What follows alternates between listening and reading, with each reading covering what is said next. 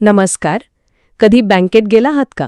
म्हणजे एखादा छोटं कर्ज काढायला किंवा साधी गुंतवणूक सुरू करायला. ते अर्ज, ती कागदपत्र आणि सगळ्यात शेवटी मिळणारे व्याजदर. असं वाटतं की आपल्याच पैशांसाठी आपण कोणाची तरी परवानगी मागतोय. आज आपल्यासमोर एका कंपनीचं माहितीपत्रक आहे, जे या सगळ्या त्रासाला एक पर्याय असल्याचा दावा करतं. नाव आहे मनी क्लब. तर आज आपलं काम सोपं आहे. या माहितीपत्रकात केलेल्या दाव्यांची चिरफाड करायची आणि हे मनी क्लब प्रकरण नक्की काय आहे ते समजून घ्यायचं. आणि हे लक्षात ठेवायला हवं की हा माहिती स्रोत कंपनीचा स्वतःचा आहे. त्यामुळे आपलं काम फक्त वर्णन करणं नाही, तर त्यातील प्रत्येक शब्दाचा खरा अर्थ शोधणं आहे. हो, आणि ही संकल्पना मुळातूनच खूप रंजक आहे, कारण ती पूर्णपणे नवीन नाहीये. आपल्याकडे वर्षानुवर्षे चालत आलेली भिशी किंवा कमिटीची जी पद्धत आहे, त्याचंच हे एक डिजिटल बाळ आहे. पण या बाळाच्या हातात तंत्रज्ञानाचं आणि AIचं खेळणं दिलंय.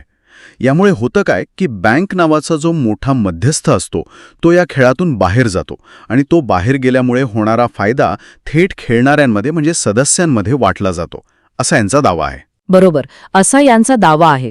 चला तर मग याच दाव्यापासून सुरुवात करूया. माहितीपत्रकात काही आकडे दिले आहेत जे लक्ष वेधून घेतात. 8 लाखांपेक्षा जास्त व्हेरीफाईड वापरकर्ते, प्ले स्टोअरवर 5 लाखांवर डाउनलोड्स आणि 4.45 रेटिंग. एवढंच नाही तर नॅशनल स्टार्टअप अवॉर्ड्स आणि इकॉनॉमिक टाइम्ससारखे पुरस्कारही आहेत. हे आकडे विश्वासार्हता दर्शवतात का? वरवर पाहता तर नक्कीच दर्शवतात. विशेषतः व्हेरीफाईड युजर्स म्हणजे सत्यापित वापरकर्ते हा शब्द महत्त्वाचा आहे. याचा अर्थ गटात सामील होणारा प्रत्येक सदस्याची ओळख म्हणजे KYC पटवलेली असते. त्यामुळे ऑनलाईन जगात अनोळखी लोकांसोबत आर्थिक व्यवहार करण्याचा धोका कमी होतो. कमी होतो. पण या माहितीपत्रकात एक शब्द वारंवार येतो, AI आधारित प्लॅटफॉर्म. या AIचा नेमका वापर कुठे आणि कसा होतो हे समजून घेतल्याशिवाय या आकड्यांना पूर्ण अर्थ नाही. अगदी बरोबर मुद्दा. AI हा आजकाल प्रत्येक जण वापरतो. पण इथे त्याचा खरा उपयोग काय? ते फक्त मार्केटिंगसाठी वापरलेला शब्द आहे की त्यामागे काही ठोस यंत्रणा आहे? ही शक्यता नाकारता येत नाही, पण आपण एक तर्क लावू शकतो. जेव्हा एखादा नवीन सदस्य नोंदणी करतो आणि आपली पॅन, उत्पन्न अशी माहिती देतो, तेव्हा AI त्या माहितीचं विश्लेषण करत असावं. वापरकर्त्याचा पायलट क्लबमधील वर्तनावरून, म्हणजे तो वेळेवर पैसे भरतो का, यावरून त्याचा एक रिस्क प्रोफाईल तयार केला जात असावा. अच्छा. आणि याच प्रोफाईलच्या आधारे त्याला कोणत्या मोठ्या क्लबमध्ये प्रवेश द्यायचा हे ठरवलं जात असावं. म्हणजे समान आर्थिक स्तरावरचे आणि विश्वासार्हतेचे लोक एकत्र येतील याची काळजी घेतली जाते. हे एक प्रकारचं डिजिटल सावधगिरीचं पाऊल आहे. म्हणजे AI इथे एका हुशार मध्यस्थाची भूमिका बजावतं, जो लोकांना एकत्र आणतो. ठीक आहे, हे तर झालं संकल्पनेबद्दल. पण खरी गंमत तर याच्या कार्यपद्धतीत आहे. ती म्हणजे बोली प्रक्रिया. ही प्रक्रिया खूपच वेगळी वाटते. उदाहरणासह समजावून सांगाल का? नक्कीच. समजा आपण 10 जणांचा एक गट तयार केला आणि प्रत्येकाने महिन्याला ₹1000 जमा करायचं ठरवलं. म्हणजे आपल्याकडे एकूण ₹10,000 जमा झाले. आता या 10 जणांपैकी कोणाला तरी पैशांची तातडीची गरज आहे. इथेच बोली प्रक्रिया सुरू होते. 1 मिनिट, म्हणजे इथे जिंकणारा सर्वात जास्त बोली लावत नाही, तर सर्वात जास्त पैसे सोडायला तयार असतो? ही तर लिलावाची उलटी प्रक्रिया झाली. जो सगळ्यात कमी रक्कम स्वीकारायला तयार आहे तो जिंकतो. अगदी बरोबर. तुम्ही अचूक शब्द पकडला, उलटा लिलाव. समजा एका सदस्याला पैशांची खूप गरज आहे. तो म्हणेल, मला 10,000 ऐवजी ₹9,500 मिळाले तरी चालतील. दुसरा, ज्याला त्याहून जास्त गरज आहे, तो म्हणेल, मला ₹9,200 चालतील. जो सदस्य सर्वात कमी रक्कम स्वीकारेल, उदाहरणार्थ ₹9,000, तो ती फेरी जिंकेल. मग गटातील बाकीचे 9 सदस्य आणि तो स्वतः असे सगळेजण आपापल्या हिस्स्याचे ₹1,000 त्या जिंकलेल्या सदस्याच्या खात्यात UPIने थेट जमा करतील. आणि त्याने जे ₹1,000 सोडून दिले त्याचं काय होतं? तीच तर यामागची खरी गंमत आहे. ते सोडलेले ₹1,000, ज्याला डिस्काउंट म्हटलं जातं, ते गटातील इतर 9 सदस्यांमध्ये समान वाटले जातात. म्हणजे प्रत्येकाच्या खात्यात अंदाजे ₹111 जमा होतात. हाच त्यांचा त्या महिन्याचा परतावा किंवा नफा असतो.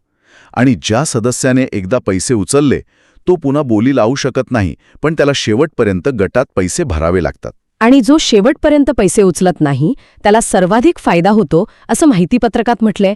ते का? कारण तो प्रत्येक फेरीत प्रत्येक महिन्यात जिंकणाऱ्या सदस्याने सोडलेल्या रकमेचा एक छोटा हिस्सा मिळवत असतो.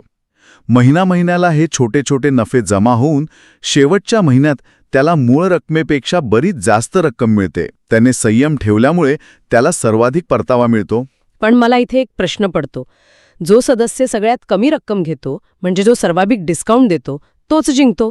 याचा अर्थ ज्याला पैशांची सगळ्यात जास्त गरज आहे त्यालाच सर्वात जास्त व्याज, म्हणजे प्रभावी व्याजदर द्यावा लागतो. ही एक प्रकारे गरजू व्यक्तीची पिळवणूक नाही का? हा खूप महत्वाचा आणि नैतिक प्रश्न आहे. याकडे दोन बाजूंनी पाहता येईल. एकीकडे तुम्ही म्हणता ते खरं आहे, गरज जास्त तितका खर्च जास्त. पण दुसरी बाजू अशी की पारंपरिक व्यवस्थेत या व्यक्तीकडे काय पर्याय आहेत. बँकेचं कर्ज मिळायला आठवडे लागतील आणि त्यासाठी कागदपत्रांची जंत्री द्यावी लागेल. अनौपचारिक सावकाराचे व्याजदर तर यापेक्षा कितीतरी जास्त असतील. त्या तुलनेत मनी क्लब काही तासात किंवा दिवसांत कमीत कमी कागदपत्रांसह पैसे उपलब्ध करून देतं. इथे व्याजदर सदस्य स्वतःच गरजेनुसार ठरवतात, कोणी बाहेरचा ठरवत नाही. ही एक प्रकारे गरजेची किंमत आहे जी बाजारातील मागणी पुरवठ्यावर ठरते. म्हणजे तुम्ही म्हणता की ही व्यवस्था आदर्श नसली तरी सध्याच्या पर्यायांपेक्षा अधिक सोयीस्कर आणि वेगवान आहे. ठीक आहे, आता एखाद्याला यात सामील व्हायचं असेल तर प्रक्रिया काय आहे? माहितीपत्रकात 5 पायऱ्या दिल्या आहेत. हो, प्रक्रिया अगदी सोपी ठेवली आहे. पहिली पायरी अर्थातच नोंदणी, जिथे तुम्ही तुमची मूलभूत माहिती देता. दुसरी पायरी आहे फक्त 10 रुपयांची जॉईनिंग फी. तिसरी पायरी रंजक आहे, पायलट क्लब. हा एक छोटा सराव गट असतो. उदाहरणार्थ 5 सदस्य, प्रत्येकी 200 रुपये, एकूण 1000 रुपये. इथे रोज बोली लागते.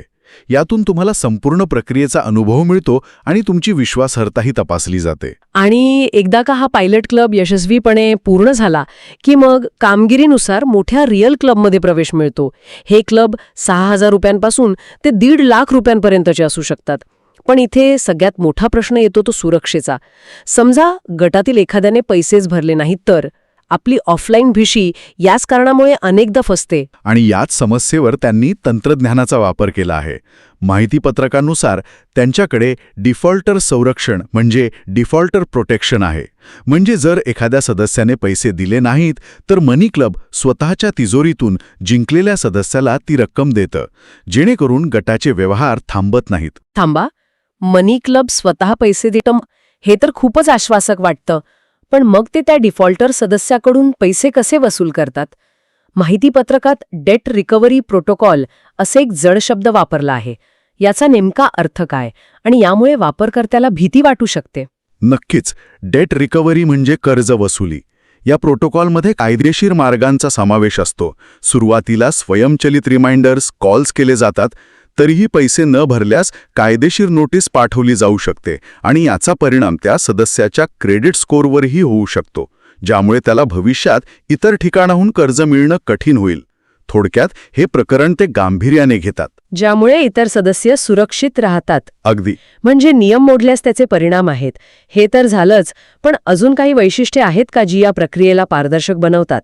हो, 2 लहान पण महत्वाची वैशिष्ट्ये आहेत. एक म्हणजे ऑटोबिड. समजा एखाद्या फेरीत कोणीच बोली लावली नाही तर गटाचं काम थांबू नये म्हणून ॲपचा अल्गोरिदम आपोआप किमान बोली लावून प्रक्रिया पुढे नेतो. दुसरा आहे सुपर टायमर. बोलीच्या शेवटच्या 1 मिनिटात जर कोणी नवीन बोली लावली तर वेळ आपोआप 1 मिनिटाने वाढतो. अच्छा, म्हणजे शेवटच्या क्षणी येऊन कोणी डाव जिंकू शकत नाही. सगळ्यांना विचार करून बोली लावायला समान संधी मिळते. बरोबर. आता येऊया सगळ्यात आकर्षक दाव्याकडे, परतावा. माहितीपत्रक म्हणतं की बँकेच्या आरडीमध्ये जिथे 6-7% वार्षिक व्याज मिळतं तिथे मनी क्लबमध्ये 13% ते 36% पर्यंत वार्षिक परतावा मिळू शकतो. हा आकडा ऐकून थोडा धक्काच बसतो. हे इतकं चांगलं आहे की खरं वाटत नाही. यात नक्कीच काहीतरी गोम असणार. यात पैसे गमावण्याचा धोका किती आहे? तुमचा संशय अगदी योग्य आहे. कोणताही गुंतवणूकदार जो हाय रिटर्न्स ऐकतो त्याने पहिला प्रश्न हाय रिस्क काय आहे हाच विचारायला हवा. इथे गोम किंवा कॅच हाच आहे की हा परतावा गॅरंटीड नाहीये. तो पूर्णपणे गटातील सदस्यांच्या वर्तनावर अवलंबून आहे. जर तुमच्या गटातील सदस्यांना पैशांची जास्त गरज असेल आणि ते जास्त डिस्काउंट देऊन पैसे उचलत असतील तर तुमचा परतावा 36% किंवा त्याहून जास्तही होऊ शकतो. पण जर गटात सगळीच बचत करणारे असतील आणि कोणी पैसे उचललेच नाहीत तर परतावा कमी होईल. आणि पैसे गमावण्याचा धोका. समजा मनी क्लब ही कंपनीच बंद झाली तर हे पैसे बँकेसारखे विमा संरक्षित आहेत का? नाही, हा सगळ्यात मोठा फरक आणि धोका आहे. हे पैसे कोणत्याही सरकारी विमा योजनेअंतर्गत संरक्षित नाहीत, त्यामुळे जर प्लॅटफॉर्मच कोसळला तर धोका आहे. पण इथे गोष्ट लक्षात घ्यायला हवी, यांचं मॉडेल पीअर टू पीअर म्हणजे P2P आहे, म्हणजे पैसे सदस्यांच्या एका खात्यातून थेट दुसऱ्या सदस्याच्या खात्यात जातात. मनी क्लब स्वतःकडे सदस्यांचे पैसे ठेवत नाही. अच्छा. ते फक्त एक व्यासपीठ आणि नियंत्रक म्हणून काम करतात. त्यामुळे कंपनी बंद पडल्यास जो धोका असतो तो काही प्रमाणात कमी होतो, पण तो शून्य आहे असं मुळीच नाही. म्हणजे गुंतवणूकदाराने डोळे झाकून विश्वास ठेवण्याऐवजी हे धोके समजून घेऊनच यात पाऊल टाकायला हवं. आतापर्यंत आपण बचत आणि गुंतवणुकीबद्दल बोललो, पण माहितीपत्रकात एक असा भाग आहे जो याला फक्त एका गुंतवणूक ॲपच्या पलीकडे घेऊन जातो. तो म्हणजे एजंट प्रोग्रॅम. इथे लोकांना पैसे कमवण्याची संधी दिली जाते. हो, आणि हा या मॉडेलचा विस्तार आहे. पण इथे मला परत एक धोक्याची सूचना जाणवते. जेव्हा एखादा प्लॅटफॉर्म इतरांना सामील करण्यासाठी पैसे देण्याबद्दल बोलतं, तेव्हा MLM किंवा पिरॅमिड स्कीमचा विचार मनात येतो. हा एजंट प्रोग्रॅम त्यापेक्षा कसा वेगळा आहे? इथे मुख्य उत्पन्न सदस्यांच्या आर्थिक व्यवहारातून मिळतं की नवीन लोकांना जोडण्यामधून? हां, खूप वैध प्रश्न आहे. कोणत्याही रेफरल प्रोग्रामचं विश्लेषण करताना हा फरक लक्षात घ्यायलाच हवा. MLM आणि पिरॅमिड स्कीममध्ये मुख्य उत्पन्न नवीन लोकांना जोडण्याच्या शुल्कातून किंवा त्यांना वस्तू विकायला लावण्यामधून मिळतं. मूळ उत्पादन किंवा सेवेला फारसं महत्त्व नसतं.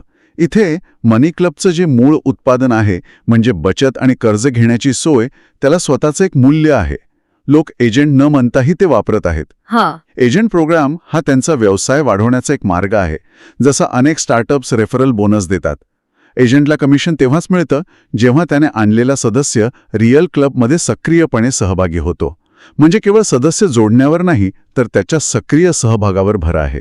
म्हणजे जोपर्यंत मूळ उत्पादन मजबूत आणि उपयुक्त आहे, तोपर्यंत रेफरल प्रोग्रामला एक मार्केटिंगची पद्धत म्हणता येईल. आणि या सगळ्याला विश्वासार्हतेचा आधार देण्यासाठी माहितीपत्रकात संस्थापक आणि गुंतवणूकदारांची माहिती दिली आहे. हो, आणि ती माहिती महत्त्वाची आहे. संस्थापक मनुराज जैन आणि सुरजीत रे हे दोघेही IIT खरगपूरचे पदवीधर आहेत. IITचा टॅग असण्याला भारतात एक वेगळं वजन आहे. पण त्याहूनही महत्त्वाचं म्हणजे गुंतवणूकदार. शार्क टँक इंडियामुळे प्रसिद्ध झालेले Shaadi.comचे संस्थापक अनुपम मित्तल यांनी यात गुंतवणूक केली आहे. जेव्हा अनुपम मित्तल यांसारखा अनुभवी गुंतवणूकदार एखाद्या संकल्पनेवर विश्वास दाखवतो, तेव्हा त्याचा काय अर्थ घ्यायचा? त्याचा अर्थ असा की त्यांनी या कंपनीचं, याच्या मॉडेलचं आणि यातील धोक्यांचं सखोल विश्लेषण केलं असणार. ते केवळ पैसे लावत नाहीत, तर आपली प्रतिष्ठा आणि अनुभवही पणाला लावतात. यामुळे या प्लॅटफॉर्मला एक प्रकारची राष्ट्रीय ओळख आणि वैधता मिळते. हे दर्शवतं की ही केवळ एक भिशी चालवणारी कंपनी नाही, तर यामागे एक मोठा आणि दूरगामी विचार आहे. तर आजच्या या चर्चेचा सार काढायचा झाला तर मनी क्लब हे आपल्या पारंपरिक भिशी पद्धतीचं एक आधुनिक तंत्रज्ञानावर आधारित रूप आहे. यात बँकेपेक्षा जास्त परतावा आणि गरजेच्या वेळी सहज कर्ज मिळण्याची शक्यता आहे, पण त्याचबरोबर हे पैसे विमा संरक्षित नसल्याचा आणि परतावा अनिश्चित असण्याचा धोकाही आहे. एजंट प्रोग्रॅम उत्पन्नाची संधी देतो, पण वापरकर्त्यांनी त्याकडे डोळसपणे पाहण्याची गरज आहे. अगदी बरोबर. आणि मला वाटतं ही संकल्पना केवळ एका ॲपपुरती मर्यादित नाही, ती आर्थिक व्यवहारांच्या भविष्याकडे एक महत्त्वाचा संकेत देते. तंत्रज्ञानाच्या मदतीने समुदाय आधारित आर्थिक मॉडेल पारंपरिक बँकिंगला एक शक्तिशाली पर्याय म्हणून कसं उभं राहतंय हे यातून दिसतं. इथे लोकांचा एकमेकांवरचा विश्वास हाच पाया आहे, आणि तंत्रज्ञान त्या विश्वासाला एक सुरक्षित आणि पारदर्शक व्यासपीठ पुरवण्याचं काम करतं. हे एक प्रकारे आर्थिक लोकशाहीकरण आहे. खरंच एक वेगळा आणि विचार करायला लावणारा दृष्टिकोन आहे. आणि जाता जाता ऐकणाऱ्यांसाठी एक विचार सोडून जातो. आपण पाहिलं की तंत्रज्ञानाने भिशीसारख्या जुन्या पद्धतीला कसं बदललं.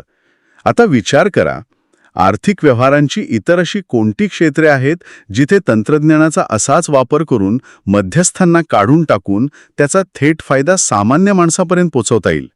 याचा नक्की विचार करा.